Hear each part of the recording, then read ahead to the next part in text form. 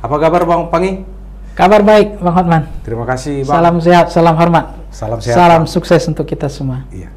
Masa depan politik Indonesia ada di partai politik. Ya, Apa itu Bang? kata kunci itu menjadi penting bahwa nasib Indonesia tergantung partai politik. Karena tidak ada instrumen lain untuk melahirkan atau sebagai sumber lahirnya leadership nasional.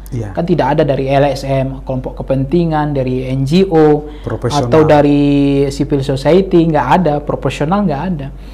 Makanya ada presiden, calon presiden yang kemudian jujur, ya kalau elektabilitas saya tinggi, popularitas saya tinggi, racikan akseptabilitas saya tinggi, nggak akan ada artinya kalau partai politik nggak mengusung saya.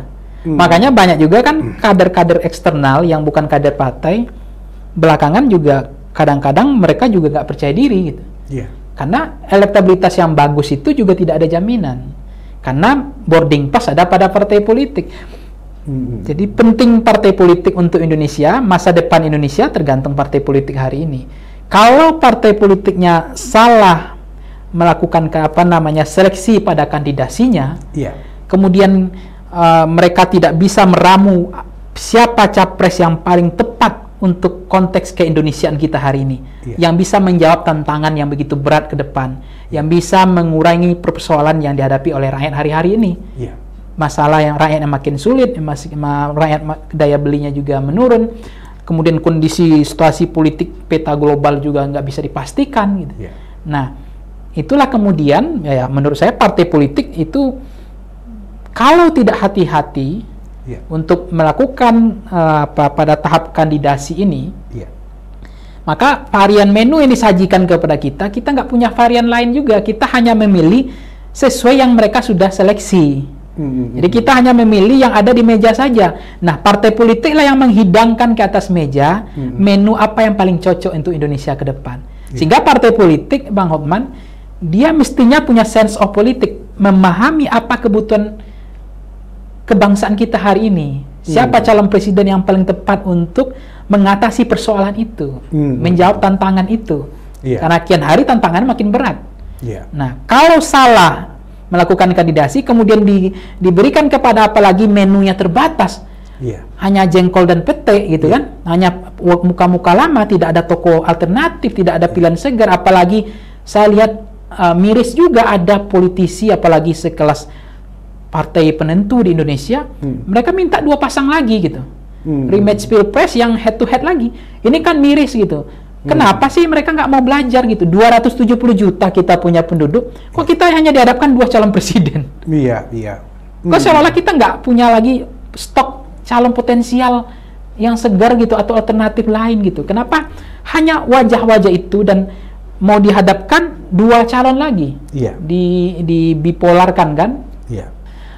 Iya, kalau kondisi politik luar negeri kita kan nggak paham banget ya bagaimana partai politiknya juga terbatas juga kan. Kayak di Amerika Serikat kan hanya Partai Republik dan Demokrat kan. Tapi itu kan mereka penyaringannya itu luar biasa. Ada kompensinya ya kan. Jadi tidak kemudian seolah-olah itu disetting arsiteknya tergantung pemodal, oligarki, kepentingan kelompok bohir-bohir, enggak. Sementara kan kita hampir seleksinya itu bahkan di injury time last minute aja. Tiba-tiba ada nama dan kita dipaksa untuk memilih nama itu. Wajib. Harus itu gitu.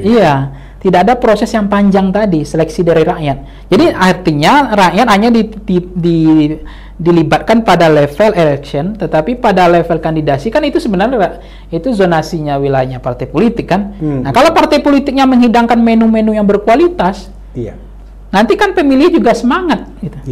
Tapi kalau hanya misal 2 calon, apalagi rematch lagi, itu lagi orangnya kan, partisipasi politik kita belum tentu oke. Kemudian keterbelahan politiknya luar biasa, yang kemarin kan yang merusak tenun kebangsaan kita karena polarisasi isu, politik identitas, kemudian kondisi yang dihadap-hadapkan dua kekuatan itu merusak tenun kebangsaan kita. Jadi kerusakannya luar biasa, dan kita merasakan bagaimana kondisi hari ini ketika 2 calon presiden itu sudah ditangkap oleh misalnya di Nasdem misalnya. mereka punya mimpi agar mencegah politik identitas dan polarisasi dan seterusnya itu harus lebih dari 2 calon presiden. Itu kan niat yang mulia. Itu yang menjadi penting saya lihat dari Nasdem, misinya itu agendanya mulia, termasuk KIB ingin ada lebih dari 2 calon presiden.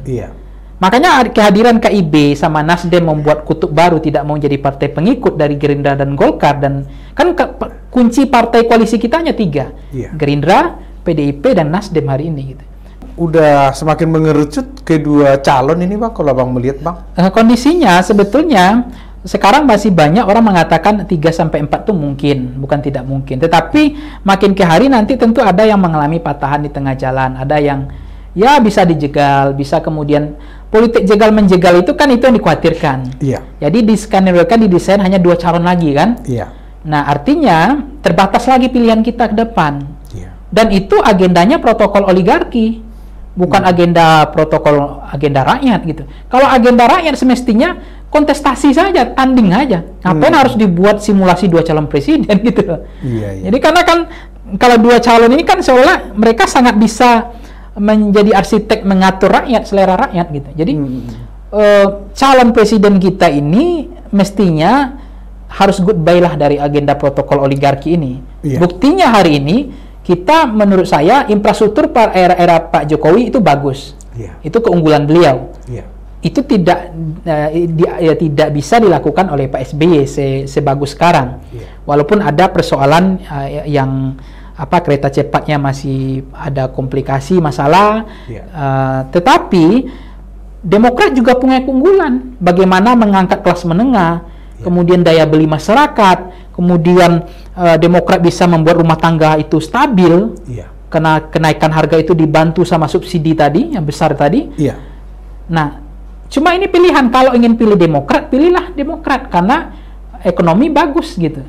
Tapi infrastrukturnya nggak terlihat, seolah-olah begitu kan kesannya. Tapi kalau ingin hidup kita memang subsidi banyak ditarik, tapi itu dialihkan untuk membayar hutang untuk infrastruktur, ya pilihlah PDIP, kan gitu aja, sederhana aja.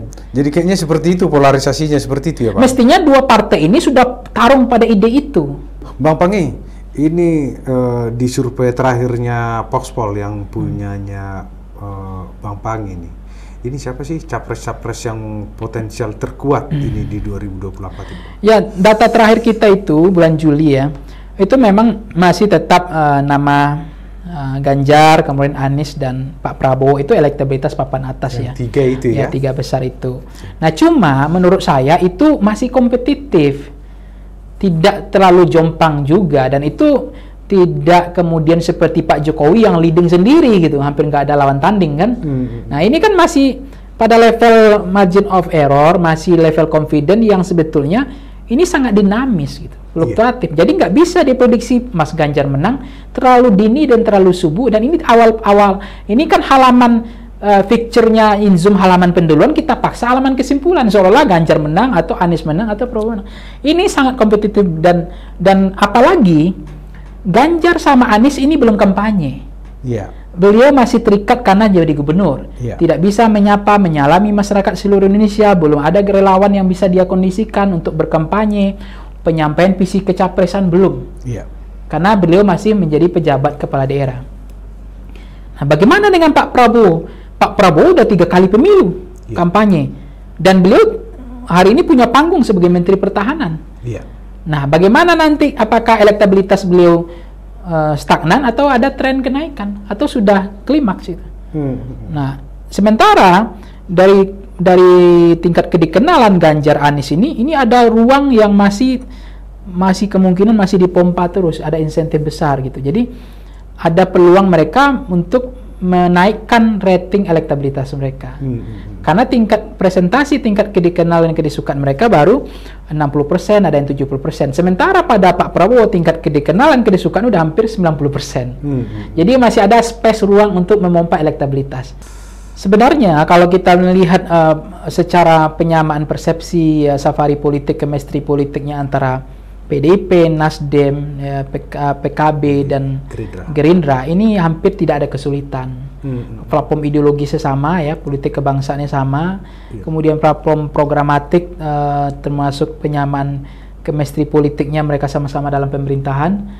kemudian penjajakan pada visi kecapresan mereka juga mungkin nggak jauh beda. Jadi yang akan menjadi masalah adalah ketika lem perekat koalisinya pada konteks match all party, basisnya adalah transaksional pragmatis, artinya ada di situ nama kandidasi. Nah, bagaimana mengklikkan antara Puan sebagai capres sebagai cawapres, bagaimana mengklikkan antara Prabowo apakah masih dipaksa sebagai capres atau cawapres, mengklikkan Caimin apakah harus Caimin maju atau tidak, karena itu kan tidak mudah. Karena persamaan kepentingan partai politik adalah bagaimana calon mereka itu bisa diusung sebagai calon presiden atau wakil presiden. Karena begini Bang Hotman, ada kecenderungan partai politik hari ini merobek tiketnya. Artinya tidak mau memberikan ke tokoh-tokoh eksternal, tapi ketua umum atau pengurus atau kader terbaik partai maju. Kenapa? Karena partai politik berburu kutal efek kan, efek ekor jas yang dipaksa oleh sistem pemilu, kalender pemilu kita serentak. Nah, sistem kalender pemilu serentak itu memaksa kader itu harus maju untuk menyelamatkan elektabilitas partai. Nah, kalau misalnya semua partai ini harus mengusung harga mati sebagai capres maupun cawapres, siapa yang akan mengalah di situ? Nah, itu yang membuat koalisi lem perekat koalisi kita ini sangat mudah untuk bubar gitu. Iya kan simulasi kalau tiga bisa saja kan, banyak simulasi sekarang ya, skenario model A, model B, model C. Misalnya Ganjar, Erik, Anies Ahaye, kemudian Prabowo Puan misalnya kan. Kemudian ada simulasi misalnya Ganjar Puan sendiri gitu. Terus ada Prabowo bahkan ada Prabowo Ganjar gitu. Ada mungkin juga Ganjar Prabowo, bukan tidak mungkin juga. Sebenarnya koalisi Gerindra, PDIP, Nasdem itu paling gampang, chemistry-nya paling mudah. Hanya soal bagaimana menyatukan kandidasi aja. Tinggal kandidatnya aja ya. Tapi Nasdem dengan Demokrat ini masih belum ketemu gitu. Makanya saya bilang tadi masih ada yang belum tuntas gitu. Kalau ini tidak tuntas, Pak, berarti akan Pilpres hanya 2 pasangan ya? Ya, kalau misalnya Nasdem kabur dari KIB dari koalisi ini, ya kemungkinan ya 3 paling maksimal. Ada kemungkinan 2 lagi. Kalau saya sih mendorong 3. Makanya bagaimana KIB itu tetap ada, bagaimana poros Nasdem Demokrat tetap ada sampai injury time besok. Ini kan nggak tahu lama-lama dari injury time ini tinggal berapa lagi nih. Kan nanti ada yang berjatuhan ini. Nah, kalau saya punya mazhab, punya misi ya harusnya 3 sampai 4. Kalau 2 pemilu nggak usah gitu. Karena bagaimanapun hari ini ya kita bisa bayangkan ya betapa partai politik kita misalnya hari ini tidak bisa mengartikulasi, mengagregasi kepentingan masyarakat. Banyak produk undang-undang yang terkesan itu adalah rute agenda protokolnya oligarki. Undang-undang Omnibus Law, undang-undang KPK, undang-undang Minerba, undang-undang MK kemarin. Itu kan kelihatan bukan jeronnya selera rakyat gitu. Jadi bagaimana mungkin saya juga prihatin itu kalau benar ya. Itu mereka jam 12 disuruh ketok palu, nggak boleh dibaca itu draft, dibaca pun tapi nggak bisa ngapa-ngapain. Katanya ada tim ahli, ada pakar, udah didiskusikan, tapi ditanya ternyata itu hanya seremonial. Tiba-tiba ada harus disodorkan, disuruh tanda tangan gitu. Ini kan merusak ya. Bagaimana prosesnya begitu cacat gitu loh, tidak ada dinamika, tidak ada perdebatan gitu. Tapi harus ditandatangan. Nah, rute protokol oligarki tadi gitu. Nah, akhirnya buruh kita hari ini bisa diberhentikan sepihak.